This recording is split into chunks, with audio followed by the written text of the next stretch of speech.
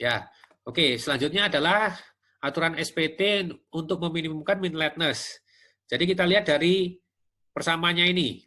Lateness itu adalah flow time dikurangi due date. Mestinya completion time ya, completion time dikurangi due date. Tapi asumsinya credit time sama dengan 0, sehingga flow time sama dengan completion time. Kalau ini sekarang kita mintanya min, ya berarti tinggal nanti kita sum dibagi dengan n. Ya, oke, ini persamaannya min lateness adalah ini. Kemudian ini buka kurung. Jadi menjadi 1/n sigma F dikurangi 1/n sigma D. Ini kan? Kalau Anda lihat suku yang sebelah kiri, ini tidak lain adalah min flow time. Sedangkan suku yang sebelah kanan ini adalah min due date. Nah, min flow time atau flow time dari sebuah job itu dependent terhadap urutannya. Ya, kita lihat tadi contoh di awal tadi dengan 2 job, ya contoh sederhana A kemudian B dan B kemudian A. Flow time dari job A itu akan beda di masing-masing urutan jadwal itu. Ya, apakah S-nya sama dengan 1 atau S-nya sama dengan 2, flow time-nya akan beda. Tapi kalau due date, ini dia tidak akan beda. Karena ini ya sudah, D1, DA-nya berapa, DB-nya berapa, atau D1 berapa, D2 berapa, itu kan adalah janji kita kepada customer. Sehingga karena D-nya tidak berubah, tidak dependen terhadap jadwal, maka min due date-nya ini juga tidak akan berubah angkanya berapapun S-nya di sini. Dengan kata lain, min due date ini adalah konstanta. Ya. Sehingga kita bisa lihat persamaannya ini dari yang paling kiri ke paling kanan ini, bahwa min lateness itu adalah min flow time dikurangi min due date. Kalau yang ini adalah konstanta, dia tidak berpengaruh. Tidak berpengaruh maksudnya, kalau ada jadwal yang bisa meminimumkan min flow time, kalau F-nya ini min F-nya ini minimum, maka min L-nya ini juga pasti akan minimum. Ya, sehingga ini nggak usah dibuktikan, ya nggak usah dibuktikan lewat contoh, ya pembuktiannya lewat persamaan ini bisa kelihatan. Ya. Keterangan lanjutannya ini ya, D bar adalah rata-rata nilai due date, sifatnya konstan, independen terhadap urutan job pada jadwal, sehingga untuk meminimumkan min lateness kita hanya perlu meminimumkan min flow time dengan SPT. Ya, contoh yang tadi, contohnya sama, sekarang ditambah kolom ketiga, yaitu kolom due date. Ya, kolom due date ini tambahan informasi. Ya, jadi nanti cara ngitungnya ya kita buat tabel seperti ini. Anda bisa coba-coba buat tabel dengan Excel ya. Nanti kita akan ada sesi juga saya menjelaskan penjadwalan satu mesin ini dengan Excel ya. Jadi tadi urutan SPT-nya ini ya, 4813726. Ini tadi meminimumkan min flow time. Kita olah ya dengan urutan ini, completion time-nya atau flow time-nya sama ya. Kemudian due date-nya, lateness-nya, berarti completion time dikurangi due date. Jadi untuk job 4, lateness-nya minus 22. Perhatikan tardiness-nya 0 ya. Jadi pokoknya kalau L-nya ini minus, T-nya ini 0. Kalau L-nya positif, ya kita ambil angka itu. Gitu ya. Nah ini kalau kita olah, kita hitung minus 29 totalnya.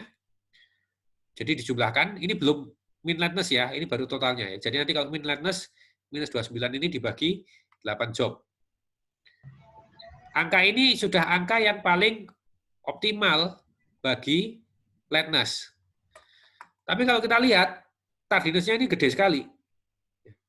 Nah, nanti kita akan lihat, ada aturan-aturan lain yang bisa meminimumkan min tardiness, maksimum tardiness, dan lain-lain ya. Jadi ini kalau kita summary, min lateness-nya minus 29 dibagi 8 job, minus 3,625 jam. Maksimum lateness-nya 22 jam. Jadi cari angka yang maksimum di sini. Ini akan sama dengan maksimum tardiness. Kemudian min tardiness-nya 62 ini ya, 62 sum tardiness dibagi dengan 8 job. Nah, sekarang jumlah job tadi, yang persamaannya kelihatannya rumit itu, sebetulnya kita tinggal ngitung aja ini. Yang tadi berapa? Yang terlambat berapa? Gitu ya. Jadi dari sini, pokoknya 0 berarti dia nggak terlambat ya. Atau kalau dari sini juga bisa, pokoknya negatif dia nggak terlambat. Jadi kita cari yang positif aja. Job 3, job 2, ya, job 2, job 5, dan job 6. Jadi ada 4 job yang tardi. Ya, ada 4 job yang tardi. Tolong nanti dicek juga, kalau kita pakai SPT, maaf, kalau pakai SPT sama ya. Kalau pakai SPT 481372556 ini berarti ini adalah hasil untuk SPT maupun untuk ini adalah hasil SPT yang meminimumkan min flow time sekaligus min lateness. Cuma min flow time-nya tidak ditulis di sini, ya. Min flow time-nya ada di summary yang di belakang nanti ya. Berapa tadi min flow time-nya?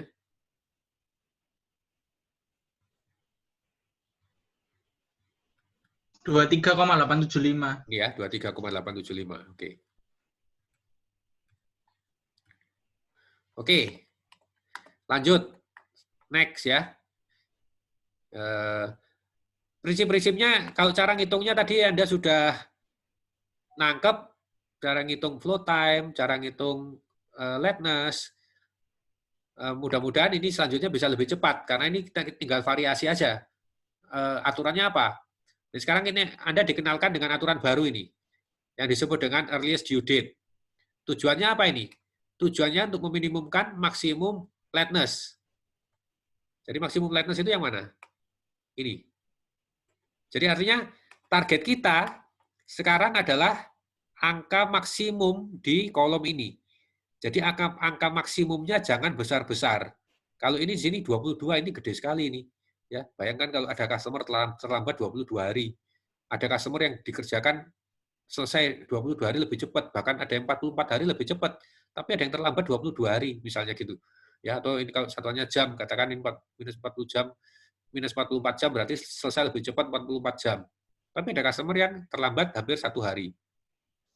Jadi EDD targetnya adalah ini, angka maksimum yang ada di sini. Atau kalau di slide yang summary performance ini, targetnya adalah ini.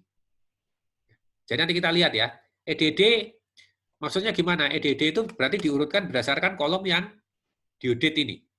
Berarti kita bikin urutannya 2, 1, 3, 2, 1, 3 atau 2, 3, 1 sama, ya, dibolak-balik boleh. 2, 1, 3, 5, 4, 6, 7, 8. Ya, slide berikutnya 2, 1, 3, 5, 4, 6, 7, 8. Ya. Nah ini kalau Anda setup dengan Excel, biasanya ini data, kemudian ini formula, ya toh. Tinggal ditambahkan dengan waktu prosesnya aja. 2, 1, 3, 5, 4, 6, 7, 8, kemudian completion time-nya, ini due date-nya, lateness-nya, sekali lagi, completion time dikurangi due date, CI dikurangi DI, tardiness-nya, apa yang minus di kolom lateness jadi 0, apa yang positif diambil angkanya. Nah kalau Anda lihat sekarang, maksimum lateness-nya berapa ini? Punyanya job 5. Betul ya? 9. Tadi kalau pakai SPT, 22. Punyanya job berapa tadi? Punyanya job 2, punyanya job 5. Maksimum lateness-nya. Kalau di sini maksimum lateness-nya punyanya job 5, 9. Tapi, kalau Anda lihat sekarang, nah, kita lihat ini. Sum lateness-nya ya. Kalau tadi sum lateness-nya negatif.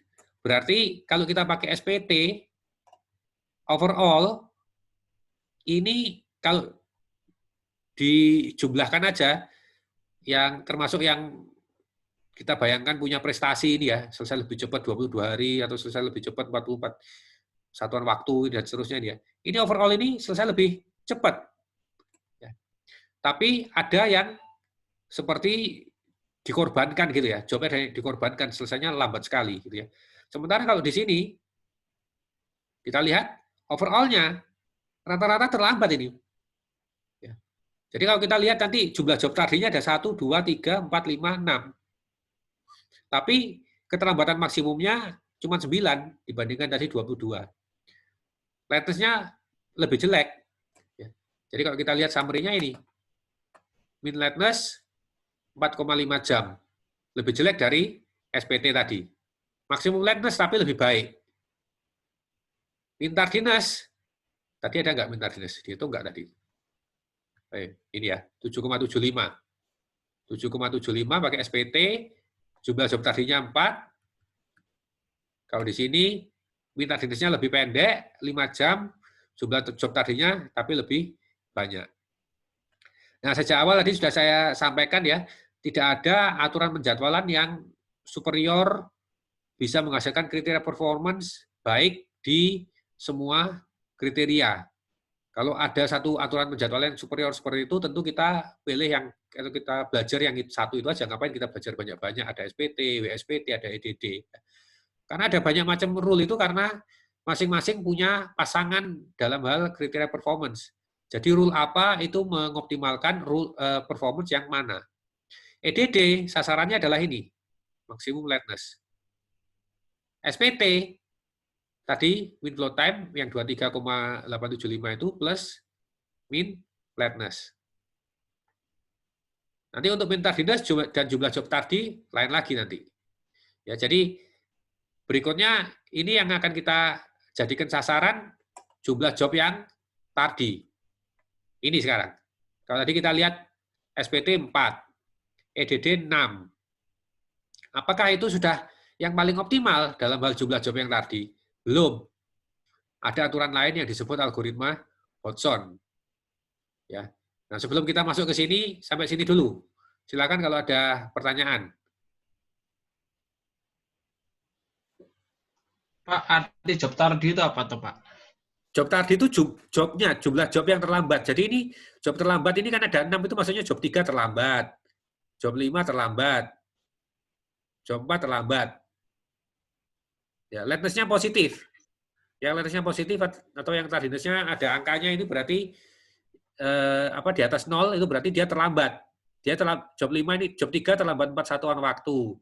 Job 5 terlambat, ini tadi satuannya jam ya, job 5 terlambat 9 jam, gitu maksudnya.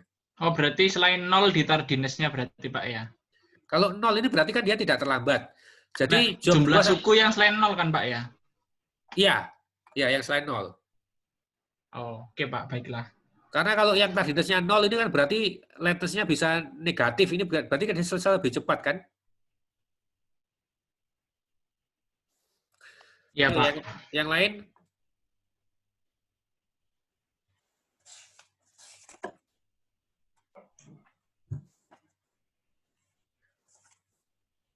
Kalau Hodgson itu soalnya tidak segampang SPT EDD ya. Kalau SPT EDD pokoknya diurutkan aja sesuai data apa yang diminta. Kalau SPT berarti urutkan berdasarkan waktunya, kalau EDD berarti urutkan berdasarkan due date-nya. Gampang. Tapi kalau Hodgson ini soalnya ada langkah-langkah. Jadi ada langkah 1, 2, 3 gitu ya. Jadi dia sifatnya itu algoritma, bukan rule.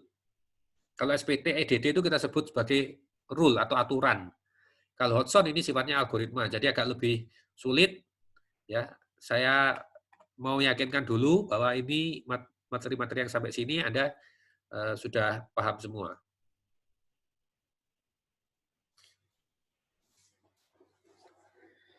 Oke, nggak ada pertanyaan ya. Jadi kalau nggak ada, saya lanjutkan dengan algoritma Hodgson. Sekali lagi, sasarannya atau targetnya ini ya, jumlah job tardi. Nanti kita lihat kalau pakai Hodgson, ininya bisa lebih kecil dari 4 enggak? Tadi yang paling kecil kan 4 ya, punyanya SPT 4, punyanya EDD ini 6. Sekaligus akan kita lihat, kalau Hodgson menurunkan jumlah job tardi, yang lain gimana? Yang lain mestinya ada yang menjadi lebih jelek. Kalau sampai jumlah job tadinya turun, tapi kemudian yang lain-lain ini juga turun, ya kita belajar Hodgson aja ya. Yang lain nggak usah kita pelajari. Tapi kita akan lihat nanti ada trade-off-nya. Ya. Ada yang membaik dalam jumlah job tadi, tapi ada yang memburuk. Oke. Langkah 1. Langkah 1, terapkan EDD. Jika tidak ada job yang tadi, tidak ada yang lateness-nya positif, atau ada hanya 1 maksimal, gitu ya, maka stop, jadwalnya itu sudah optimal. Ya. Tapi kalau ada lebih dari satu job tardi, lanjutkan ke langkah kedua. Di langkah kedua, dari urutan EDD, carilah job yang pertama kali tardi. Jika tidak ada, lanjutkan ke langkah keempat. Jika ada, lanjutkan ke langkah ketiga. Kalau ketemu job yang pertama kali tardi, lanjutkan ke langkah ketiga. Langkah ketiga bunyinya, periksa, gini, tentukan dulu job yang pertama kali tadi pada posisi keberapa, kemudian periksalah semua job sampai pada posisi itu, ya. Kemudian cari job yang memiliki waktu proses terpanjang, setelah itu dibuang. Kemudian langkah kedua diulang sampai langkah keduanya itu tidak ada lagi yang tardi, kemudian Anda ke langkah keempat.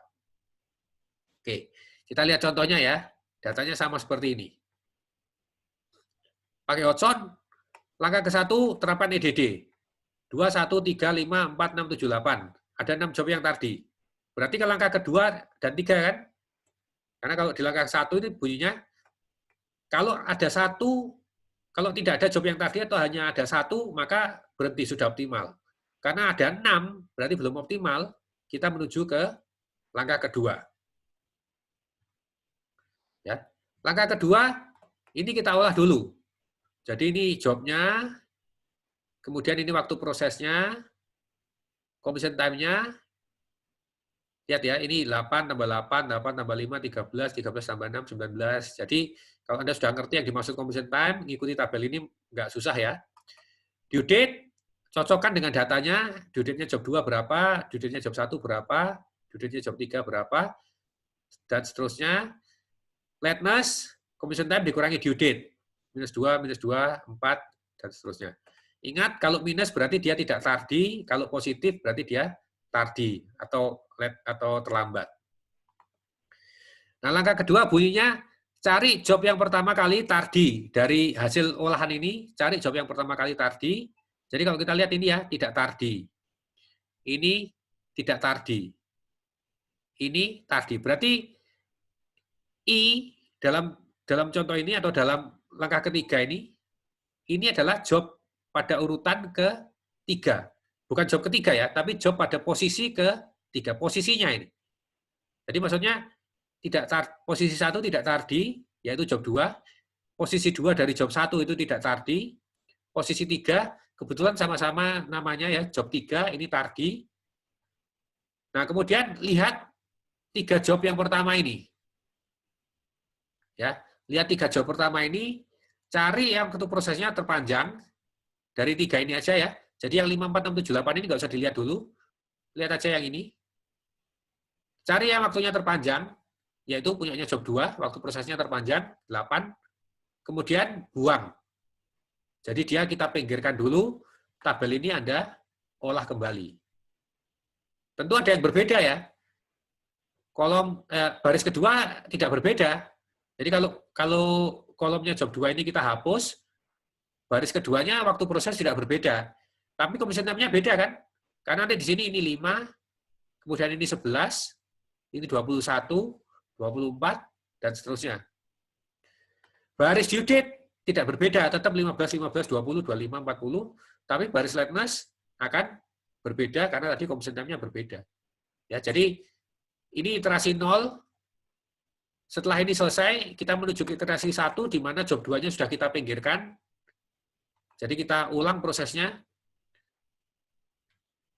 masukkan datanya, hitung completion time-nya, di baris completion time, masukkan data due date, setelah itu kurangi completion time dengan due date, kita dapatkan lateness. Ini minus 10, ini terlambat nggak ini? Kalau minus, berarti tidak terlambat kan? Ini tidak terlambat, terlambat. 1 jam. Tidak terlambat. Ini ya. Jadi, masih ada yang terlambat, kita cari posisinya, ini posisi ketiga. Perhatikan job pada 3 posisi itu. Jadi ini maksudnya mencari posisi itu untuk menentukan batasnya, mana yang kita lihat, mana yang tidak kita evaluasi ya. Jadi 4, 6, 7, 8 ini nggak usah dilihat dulu. Kita lihat job 1, 3, 5. Masih ada job yang tardi di sini. Cari yang untuk prosesnya terpanjang, yaitu punyanya job 5, 10. 5-nya kita pilih untuk dipinggirkan dulu. Jadi bareng sama job 2 tadi ya. Masuk di urutan belakang nanti. Job 5 pada urutan ketiga adalah job yang pertama kali tardi. Job 5 waktu prosesnya terpanjang, kemudian job 5 dibuang. Ya. Tabel 7 menjadi tabel 8, 5-nya hilang. Diupdate tabelnya ya. Completion time, lateness. Sekarang kalau kita lihat di sini minus 10, minus 4, minus 11, minus 12, minus 10. Berarti tidak ada lagi yang terlambat. Ya. Nah, maka nanti job 2 dan job 5 kita taruh di belakang, sehingga urutan algoritma Hodgson adalah 1, 3, 4, 6, 7, 8, 2, 5. Ini mau ditaruh di belakang 2 dulu kemudian 5 atau 5 dulu kemudian 2. Dari kacamatanya Hodgson tidak berpengaruh, karena tetap aja jumlah job tardinya tetap 2, yaitu job 2 dan job 5 ini. Ya. Sehingga kalau kita lihat urutannya 1, 3, 4, 6, 7, 8, 2, 5, hasilnya ini. Perhatikan sekarang, maksimum latest-nya bahkan lebih jelek dari SPT yang tadi 22 kan? Tapi di sini 36. Kalau kita lihat lagi yang lain-lain, maksimum lateness 36, SPT 22, EDD 9, ya. Tapi dia unggul di dalam jumlah job tardi. Ya. Jadi kita nambah lagi amunisi yang mengenai metode penjadwalan yang kita kenal dengan target yang berbeda. Ini masih ada satu yang disebut Wilkerson-Irwin, ya. Nanti ini kita bahas minggu depan. Ujung-ujungnya nanti kita mau nunjukkan di slide yang terakhir itu summary-nya di sini. Jadi kalau Anda lihat pakai SPT, min flow time-nya yang minimum, min latency-nya juga minimum. BSPT, weighted mean flow time-nya yang minimum. EDD, maksimum lateness. Ya. Hodgson, jumlah job tardi. Ya, nanti kita sisakan satu, Wilkerson-Irwin ini soalnya panjang. Ini adalah min tardiness-nya yang kita jadikan sasaran di sini. Jadi untuk meminimumkan min tardiness, kita lihat yang lain-lain ini, min tardiness-nya paling kecil 5. Tapi kalau pakai Wilkerson-Irwin paling kecil, paling optimal 4 di sini. Oke, masih ada 2 menit. Ya, maaf tadi ini Hodgson-nya cepat-cepat, saya mau pastikan supaya ini tercover. Tapi kalau ada yang kurang jelas, silakan tanya mengenai algoritma Hodgson ini.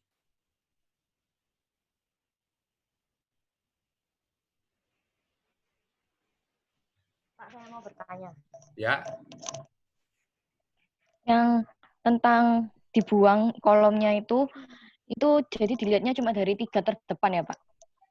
3 itu karena kita melihatnya posisi, carilah job, tadi bunyinya algoritmanya, carilah job yang pertama kali tardi. Jadi maksudnya gini, ini nggak tardi, nggak tardi. Kalau ini masih nggak tardi, ya kita terus, jalan terus. Mungkin misalnya ini tidak tardi, job posisi kedua, job ketiga tidak tardi, berarti di sini baru tardi, ya berarti kita lihat 5 job yang pertama itu. Oh, baik Pak, paham. Oke. Terima kasih Pak. Ya. Kadang-kadang contoh ini agak membingungkan karena istilahnya posisi itu kebetulan sama dengan nomor jobnya ini ya. Jadi terus angka 3 ini kayaknya mancep ya. Wah, pokoknya selalu 3 gitu. Padahal enggak, maksudnya itu posisi job yang pertama kali tardi yang kita cari.